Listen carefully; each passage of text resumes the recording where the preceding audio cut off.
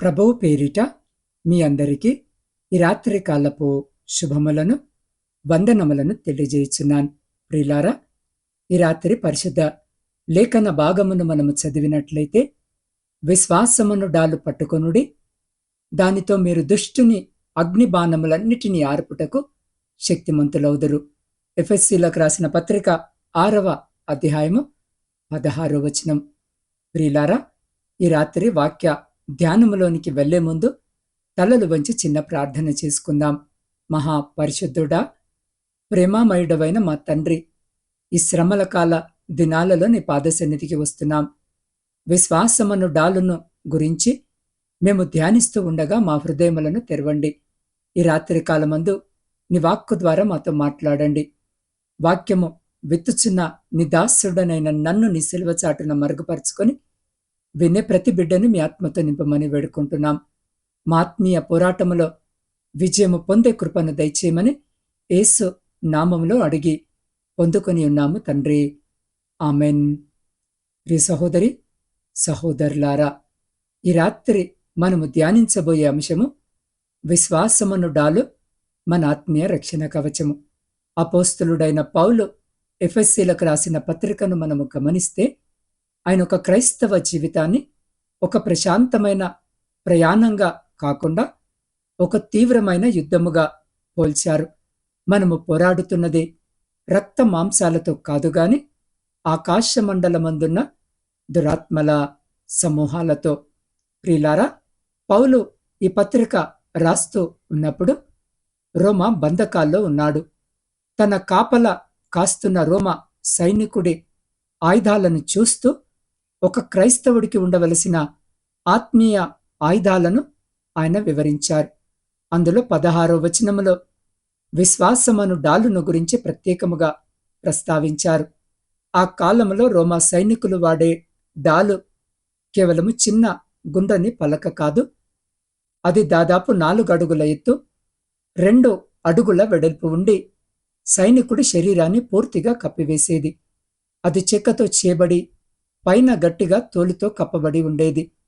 యుద్ధానికి వెళ్లే ముందు దానిని నీటిలో తడిపేవారు. ఎందుకు తడిపేవారు అనంటే, శత్రువులు బాణాల కొనలకు దూదిని చుట్టి దానికి నూనె రాసి మంట పెట్టి విసిరేవారు. ఆ బాణము తగిలితే శరీరము గాయపడటమే కాకుండా బట్టలు కూడా తగలబడి మనిషి సజీవ దహనమయ్యేవాడు. మన జీవితంలో అగ్నిబాణాలు అంటే అపవాది విసిరే సందేహాలు, భయము, నిరాశ, అపరాధ భావము మరియు లోకాశలు. ఇవి మన మనస్సును, హృదయాన్ని కాల్చివేసే ప్రయత్నము చేస్తాయి. మన నీతి, మన భక్తి మనల్ని కాపాడలేవు. కేవలము దేవుని వాగ్దానాల మీద మనకున్న విశ్వాసము మాత్రమే ఆ అగ్ని బాణాలను ఆర్పగలదు. నీటిలో తడిపిన డాలు ఎలాగైతే అగ్ని బాణాలను ఆర్పేస్తుందో, దేవుని వాక్యమనే నీటిలో తడిసిన మన విశ్వాసము అపవాది తంత్రాలన్నిటినీ నిర్వీర్యము చేస్తుంది. ప్రియులారా, ఒక యవనస్తుడు తన ఉద్యోగము కోల్పోయి కుటుంబ భారముతో సతమతమవుతున్నాడు. అపవాది అతని మనస్సులో నిరాశ అనే అగ్ని బాణాన్ని వేశాడు. నీవు ప్రార్థన చేసిన లాభము లేదు, నీ దేవుడు నిన్ను మర్చిపోయాడు, నీ జీవితము ఇంతే అని ఆ బాణము అతని హృదయాన్ని దహిస్తుంది. కాని ఆ యవ్వనస్తుడు మోకరించి, నన్ను పిలిచినవాడు నమ్మదగినవాడు అని తెస్సలోనికలకు రాసిన మొదటి పత్రిక 5వ అధ్యాయము 24వ వచనాన్ని డాలుగా పట్టుకున్నాడు. అపవాది మాటలను నమ్మకుండా దేవుని వాగ్దానాన్ని నమ్మాడు. కొద్ది రోజుల్లోనే దేవుడు అతనికి ఊహించని ద్వారాన్ని తెరిచాడు. అపవాది వేసిన నిరాశ అనే బాణము ఆ విశ్వాసమనే డాలు తగిలి చల్లారిపోయింది. మన విశ్వాసము మనల్ని పరిస్థితుల కంటే పైకి లేపుతుంది. అవును ప్రియులారా, అపోస్తలుడైన పౌలు ఎఫెసీలకు రాస్తూ మనం ఒక యుద్ధ రంగంలో ఉన్నామని గుర్తు చేశాడు. ఆ యుద్ధంలో శత్రువు వాడే అత్యంత ప్రమాదకరమైన ఆయుధము అగ్నిబాణాలు. ఈ రాత్రి ఆ బాణాల స్వభావము ఏమిటో వాటిని ఎలా ఎదుర్కోవాలో ధ్యానము చేసే ప్రయత్నము చేద్దాం. ప్రియులారా, పౌలు కాలములో బాణాలకు మంట పెట్టి విసిరేవారు. అవి తగిలితే శరీరము గాయపడటమే కాదు, మనిషి లోపల మంట పుట్టి సర్వస్వము దహించి వేసేవి. అపవాది బాణాలు కూడా అంతే. అవి ఎప్పుడు వస్తాయో తెలియదు. మీరు ప్రార్థనలో ఉన్నప్పుడు లేదా ఏదైనా కష్టములో ఉన్నప్పుడు అకస్మాత్తుగా ఒక ఆలోచన రూపములో ఇవి మీ మనసులోనికి వస్తాయి. వాడు మన బలహీనతలను ఎరిగి ఖచ్చితముగా అక్కడే కొడతాడు. ప్రియులారా, 3 రకాల ప్రధాన అగ్నిబాణాలను మనము గమనించవచ్చు. మొదటిది అనుమానము. ఇది అపవాది యొక్క పాత వ్యూహము. ఏదేను తోటలో అవ్వతో వాడు అన్న మొదటి మాట దేవుడు నిజముగా చెప్పెనా అని. నేటి కాలములో మీరు అనారోగ్యముతో ఉన్నప్పుడు దేవుడు నిన్ను ప్రేమిస్తే నీకు వ్యాధి ఎందుకు వస్తుంది అని వాడు ఆ బాణము వేస్తాడు. దేవుని వాక్యము మీద, ఆయన ప్రేమ మీద మనకు అనుమానము కలిగించి మనల్ని దేవునికి దూరము చేయడమే వాడి లక్ష్యం. రెండవది భయము. భయము అనేది మనిషిని ఆత్మీయముగా చంపేస్తుంది. ప్రియులారా, రేపటి గురించి భయము, పిల్లల భవిష్యత్తు గురించి ఆందోళన, మరణ భయము. ఈ బాణము మన హృదయములో పడగానే మన సమాధానము పోతుంది. దేవుని మీద నమ్మకము కంటే శత్రువు చూపే పరిస్థితులే పెద్దవిగా కనిపిస్తాయి. గుర్తు చేసుకోండి, దేవుడు మనకు శక్తియు ప్రేమయు నిబ్బరము గల ఆత్మని ఇచ్చెను గాని పిరికితనము గల ఆత్మను ఇవ్వలేదు. మూడవది నేరారోపణ. ఇది అత్యంత భయంకరమైన బాణము. అపవాది మన పాత పాపాలను, పొరపాట్లను గుర్తు చేస్తాడు. నువ్వు పాపివి, దేవుడు నిన్ను క్షమించడు, నీ ప్రార్థన ఆయన వినడు అని మన మనస్సాక్షిని దహించి వేస్తాడు. మనల్ని మోకరింపనీయకుండా, దేవుని కృపను అందుకోనీయకుండా చేసే కుయుక్తి ఇది. ప్రియులారా, దానికి మన తెలివితేటలు సరిపోవు. ప్రియులారా, వాటిని ఎదుర్కొనుటకు మన తెలివితేటలు సరిపోవు. చాలామంది ఈ బాణాలను తమ సొంత జ్ఞానముతో, లోకపు ఆలోచనలతో ఆర్పాలని చూస్తారు. కానీ అగ్ని బాణాలు ఆత్మీయమైనవి. వాటిని ఆర్పడానికి లోకపు చదువు గాని, ధనము గాని పనికిరావు. శరీర సంబంధమైన ఆయుధాలు ఆత్మీయ యుద్ధములో పనికిరావు. వాటిని ఆర్పడానికి దేవుడు మనకిచ్చిన ఏకైక మార్గము విశ్వాసమను డాలు. ప్రియులారా, విశ్వాసమను డాలును పట్టండి. ఎల్లెంటి దినాలలో మనము నేర్చుకోవలసింది కూడా ఇదే. అపవాది అనుమానము వేసినప్పుడు యేసు క్రీస్తు నిన్న, నేడు, నిరంతరము ఏకరీతిగా ఉన్నాడు అనే వాగ్దానాన్ని డాలుగా పట్టుకోవాలి. వాడు భయము పెట్టినప్పుడు యెహోవా నా కాపరి, నాకు లేమి కలగదు అని ప్రకటించాలి. వాడు నేరారోపణ చేసినప్పుడు యేసు రక్తము ప్రతి పాపము నుండి మనలను పవిత్రులుగా చేయును అని వాడిని ఎదురించాలి. మన ఆత్మీయ పోరాటములో అపవాది విసిరే అగ్నిబాణాలను ఆర్పడానికి దేవుడు మనకు విశ్వాసమనే డాలు ఇచ్చాడు కదా. ఈ రాత్రి ఈ విశ్వాసమను డాలు మన జీవితంలో ఎలా పనిచేస్తుందో కొన్ని ప్రాముఖ్యమైన విషయాలను గమనిద్దాం. ప్రియులారా, యుద్ధములో ఎవరి డాలును వారు పట్టుకోవాలి. అలాగే మన ఆత్మీయ జీవితంలో కూడా మనకంటూ సొంత విశ్వాసము ఉండాలి. మీరు ఒంటరిగా ఉన్నప్పుడు, శ్రమలు మిమ్మల్ని చుట్టుముట్టినప్పుడు, ఎవరు మీకు తోడు లేరని అనిపించినప్పుడు అపవాది మీ మీద దాడి చేస్తాడు. ఆ సమయంలో ఇతరుల ప్రార్థన కంటే దేవుని వాగ్దానాల మీద మీకున్న నమ్మకమే మనల్ని కాపాడుతుంది. అబ్రహాము ఒంటరిగానే దేవుని నమ్మాడు. అదతనికి నీతిగా ఎంచబడింది. మీ వ్యక్తిగత విశ్వాసమనే డాలును మీరు పైకెత్తినప్పుడు అపవాది విసిరే ఏ అనుమానము అనే బాణము మనల్ని తాకలేదు. అవును ప్రియులారా, రోమా సైనికులు యుద్ధ తంత్రంలో టెస్టూడో అనే పద్ధతి ఉంది. సైనికులు తమ డాలులను ఒకదానికొకటి తాకించి పక్కపక్కనే నిలబడి ఒకే పెద్ద గోడలా మార్చుకునేవారు. దీనివల్ల శత్రు విసిరే వేల బాణాలు కూడా వారిని ఏమీ చేయలేకపోయేవి. ఆ విధముగానే సంఘముగా మనము కలిసి ప్రార్థించినప్పుడు మన వ్యక్తిగత విశ్వాసమనే డాలులు కలిసి అపవాదికి వ్యతిరేకముగా ఒక బలమైన ఆత్మీయ కోటను నిర్మిస్తాయి. అందుకే ఎలాంటి దినాలలో కలిసి ప్రార్థించడము చాలా ముఖ్యము. మీ ప్రార్థన నా విశ్వాసానికి, నా ప్రార్థన మీ విశ్వాసానికి తోడైనప్పుడు శత్రు మన మధ్యలో చొరబడలేడు. ఒకరికొకరు విశ్వాసములో బలపరుచుకోవడమే ఈ సమిష్టి డాలు యొక్క ఉద్దేశము. అవును ప్రియులారా, ఆ కాలంలో డాలులు చెక్కతో చేసి పైన గట్టి తోలుతో కప్పేవారు. యుద్ధానికి వెళ్లే ముందు సైనికులు ఆ డాలును నీటిలో బాగా తడిపేవారు. ఎందుకు తడిపేవారు అనంటే, శత్రు విసిరే బాణాలు అగ్నితో మండుతుంటాయి. డాలు ఎండిపోయి ఉంటే ఆ అగ్ని బాణము తగలగానే డాలు కూడా తగలబడిపోతుంది. కాని తడిసిన డాలు మీద ఆ అగ్ని బాణము పడగానే ఆ మంట చల్లారిపోతుంది. అవును ప్రియులారా, మన విశ్వాసము ఎప్పుడు దేవుని వాక్యము అనే నీటితో తడిసి ఉండాలి. వాక్యము వినడము, చదవడము తగ్గిపోతే మన విశ్వాసం ఎండిపోతుంది. అప్పుడు చిన్న శ్రమ రాగానే మనము కృంగిపోతాం. ఈ శ్రమల కాలములో ఉపవాసముండి వాక్యాన్ని ధ్యానించడము ద్వారా మన విశ్వాసమనే డాలును తడుపుకుందాం. అప్పుడు సాతాను ఏ బాణము వేసినా అది మన దగ్గరకు రాగానే చల్లారిపోతుంది. ప్రియ సహోదరి సహోదరులారా, అపవాది బాణాలు వేయడము నిజమే, కాని వాటిని ఆర్పుటకు మీరు శక్తిమంతులు అని వాక్యము సెలవిస్తుంది. ఈ రాత్రి ఆ అగ్ని బాణాలను ఆర్పే శక్తి మనకు ఎలా లభిస్తుందో కొన్ని సత్యాలను తెలుసుకుందాం.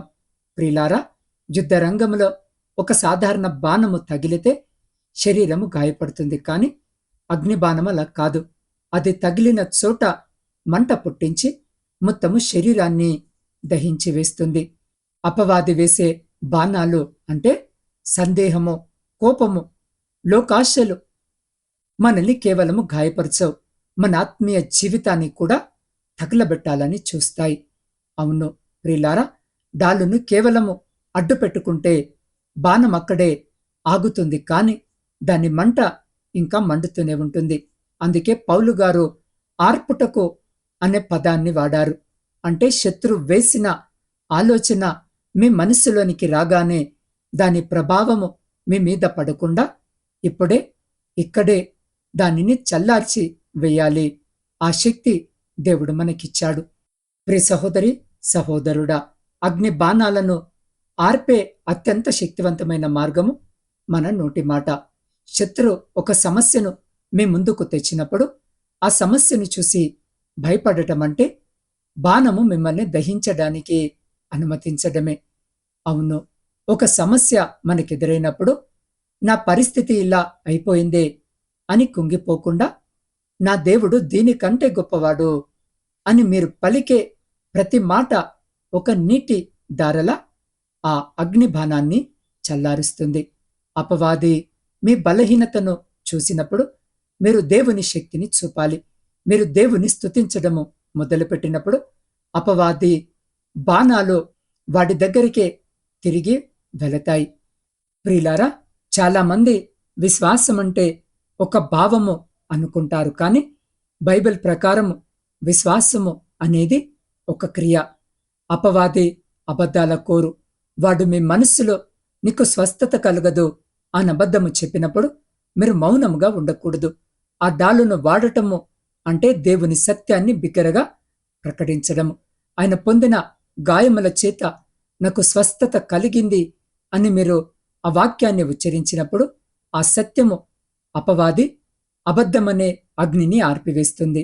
వాక్యాన్ని ఎత్తిపట్టడమే విశ్వాసమనే డాలును వాడటము. అవును ప్రియ సహోదరి సహోదరుడా, అపవాది ఎప్పుడూ ఖాళీగా ఉండడు. వాడు సందేహాలు, భయాలు, పాపపు ఆలోచనలు అనే అగ్ని బాణాలను మన పైన విసురుతూనే ఉంటాడు. విశ్వాసం అంటే కేవలము నమ్మడము కాదు, వాక్యము మీద ఆనుకోవడం. ఈ డాలు మన దగ్గర ఉంటే ఏ అగ్ని బాణము మన ఆత్మను తాకలేదు. కాబట్టి ఈ లెంట్ దినాలలో మన విశ్వాసాన్ని మరింత బలపరుచుకుందాం. కాబట్టి ఈ రాత్రి ఈ వాక్యము వింటున్న వారిలో ఎవరైనా అపవాది వేస్తున్న భయము, ఆందోళన, అపనమ్మకమనే బాణాల వల్ల గాయపడి ఉన్నారా? మీ విశ్వాసము బలహీనపడిందా? ఇప్పుడే ప్రభు వైపు చూడండి. ప్రభువా, నా అవిశ్వాసాన్ని క్షమించి నీ వాక్యమనే డాలును పట్టుకునే శక్తిని నాకు ప్రసాదించు అని అడుగుదాం. మీ హృదయాలను దేవునికి సమర్పించుకోండి. అట్టి రీతిగా విశ్వాసము కలిగిన జీవితము జీవించేటటువంటి కృప దేవుడి రాత్రి వాక్యము వినిచిన మనందరికీ దయచేలాగున మీరున్న స్థితిలోనే వీలైతే మోకరించి లేదా నిలవబడి ఉండి మీ 2 చేతులు ఆకాశము వైపుకెత్తి నాతో పాటు ప్రార్థనలో ఏకీభవించండి. మహా పరిశుద్ధుడా, అత్యున్నత సింహాసనముపై ఆసీనుడవైన మా పరలోకపు పరమ తండ్రి, నీ పవిత్ర నామమునకు స్తుతులు, స్తోత్రాలు, వందనాలు. ప్రభువా, ఈ రాత్రి కాలమందు విశ్వాసమను డాలు గురించి నీవు మాతో మాట్లాడిన ప్రతి మాటకై నీకు వందనములు. అవును తండ్రి, మా దైనందిన జీవితంలో అపవాది ఎన్నో అగ్ని బాణాలను మాపై విసురుతున్నాడని మాకు తెలుసు. అయ్యా, భయము, అనారోగ్యము, ఆర్థిక ఇబ్బందులు మరియు సందేహాలనే బాణాలతో మమ్మల్ని దహింపచేయాలని శత్రువు చూస్తున్నాడు. కానీ తండ్రి, రాత్రి నీ వాక్యము ద్వారా మాకు ధైర్యాన్నిచ్చావు. మా క్రియల మీద కాదుగాని నీ వాగ్దానాల మీద ఆనుకునే విశ్వాసమనే డాలును మేము ధరించుకోవడానికి సహాయం చేయండి. అయ్యా, మా విశ్వాసాన్ని నీటితో తడిపిన డాలు వలె నీ వాక్యముతో నింపి అపవాది తంత్రములన్నిటిని ఆర్పివేసే శక్తిని మాకు దయచేయండి. అయ్యా, ఈ వాక్యము వింటున్న ప్రతి బిడ్డను, వారి కుటుంబాన్ని పేరు పేరున దీవించండి. ఎవరైతే బలహీనమైన విశ్వాసముతో ఉన్నారో వారిని నీ ఆత్మతో బలపరచండి. తండ్రి, లెంట్ దినాలలో నీ శ్రమలను ధ్యానిస్తూ లోకమును జయించిన నీ విజయమును మేము కూడా పొందుకునేలా కృప చూపండి. దేవ, ప్రాముఖ్యముగా ఈ సమయంలో ప్రయాణాలు చేస్తున్న ప్రతి బిడ్డని జ్ఞాపకము చేసుకుని క్షేమకరమైన ప్రయాణము దయచేయమని వేడుకొనిచున్నాం. వ్యవసాయదారులను జ్ఞాపకం చేసుకోండి. వారు చేస్తున్న పనంతటిని ఆశీర్వదించండి. ఉద్యోగము లేని ప్రతి బిడ్డకు ఉద్యోగము దయచేయండి. దేవా, ఈ రాత్రి ప్రత్యేకముగా పరీక్షల కొరకు సిద్ధపడుతున్న, పరీక్షలు రాస్తున్న ప్రతి విద్యార్థులను జ్ఞాపకము చేసుకోండి. మీ జ్ఞానము చేత నింపండి. జ్ఞాపక శక్తిని దయచేయండి. మంచి ఆరోగ్యాన్ని దయచేయండి. ఇప్పటి వరకు వారు రాయబోయే ప్రతి పరీక్షలో శ్రేష్టమైన విజయము బిడ్డలకు దయచేయమని వేడుకుంటున్నాం. గర్భఫలములు లేక కన్నీటితో రాత్రి మీ వైపు చూస్తున్న ప్రతి తల్లి గర్భాన్ని ముట్టి బిడ్డలకు గర్భఫలము దయచేయమని వేడుకుంటున్నాం.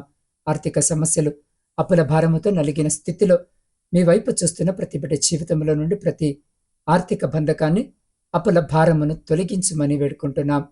దేవ, సైన్యంలో ఉండి దేశాన్ని కాపాడుతున్న ప్రతి సైనికుని చుట్టూ మీ కంచె వేసి ప్రతి శత్రు, ప్రతి అపాయం నుంచి కాపాడమని వేడుకుంటున్నాం.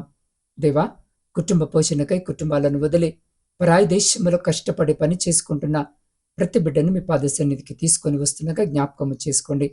ఎంతో మంది సరైన ఉద్యోగాలు లేక, సరైన జీతాలు లేక, ఆయా చోట స్వేచ్ఛగా పని చేసుకుంటకు కావలసిన అనుమతులు అకామా లేక కష్టపడుతూ కన్నీరు కారుస్తూ మీ సహాయం కొరకు మీ వైపు చూస్తూ ఉండగా అక్కడున్న అధికారులతో, యజమానులతో మాట్లాడి వారికి కావలసిన స్థిరమైనటువంటి ఉద్యోగాలను, అయా అకామాలను మీరు అనుగ్రహించి ఆశీర్వదించి వారి చేతుల కష్టార్జితం 2 అంతలుగా ఆశీర్వదించి వారి కుటుంబాలను కూడా జ్ఞాపకము చేసుకోమని వేడుకుంటున్నాం.